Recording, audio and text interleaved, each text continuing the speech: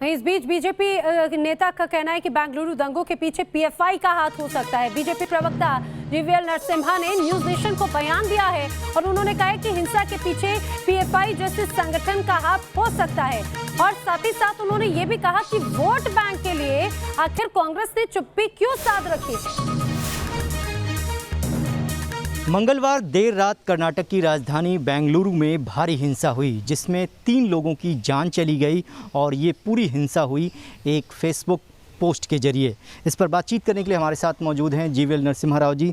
Sir, जिस तरीके से हिंसा हुई, 1-2 घंटे के अंदर पूरे बेंगलुरु में 2-3 थाना क्षेत्र में व्यापक मात्रा में हिंसा की गई, गाड़ियां तोड़ी गई, 2-3 लोगों की जान गई और अभी तक कांग्रेस पार्टी का जो विधायक का रिलेटिव है उसको लेकर कांग्रेस ने चुप्पी नहीं तोड़ी है। कैसे देखते हैं इस पूरे घटनाक्रम को? रात को जो बेंगलुरु में हुआ है, जिस प्रकार 2 पुलिस स्टेशन पर एक विशेष वर्ग ने अटैक किया है, जिस प्रकार 60 से ज़्यादा पुलिसकर्मी घायल हुए हैं, ये ऐसे अराजकता पर भी कांग्रेस पार्टी सवाल उठाने के लिए तैयार नहीं है।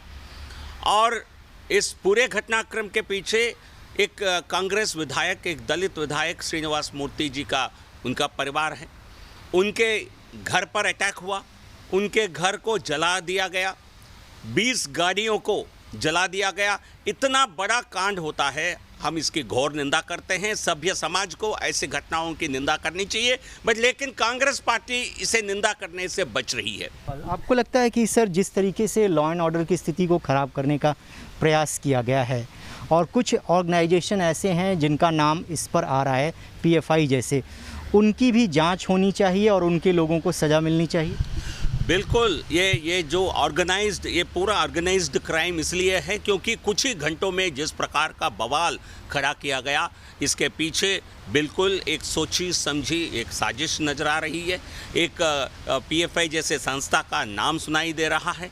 आप यूपी के वायलेंस में हो, सीएए के दौरान दिल्ली में जो घटनाक्रम हो, दिल्ली में जो वायलेंस हुआ हो, इन सब के पीछे कहीं ना कहीं कांग्रेस पार्टी के नाम का पीएफआई के नाम बाहर आती है। तो स्पष्ट हो रहा है शायद पीएफआई ही इस बड़े कांड के पीछे उनका हाथ हो सकता है, लेकिन ये इन्वेस्टिगेशन का काम है। पुलिस किसी को भी नहीं बख्शाएगी। कर्नाटक सरकार और सभी दोषियों को सजा दिलाने के लिए पूरी तरह सक्रिय है। सरकार इस पूरे मामले में जितने लोग दोषी हैं उनको सज़ा दिलाने का काम करेगी, लेकिन प्रथम दृष्टया ये पता चला है कि इस पूरे हिंसा के पीछे पीएफआई का हाथ हो सकता है, ऐसा भारतीय जनता पार्टी के नेताओं का मानना है। वीडियो जर्नलिस्ट सुभाष चंद्र के साथ रविकांत राय, न्यूज़ नेशन, दिल्ली।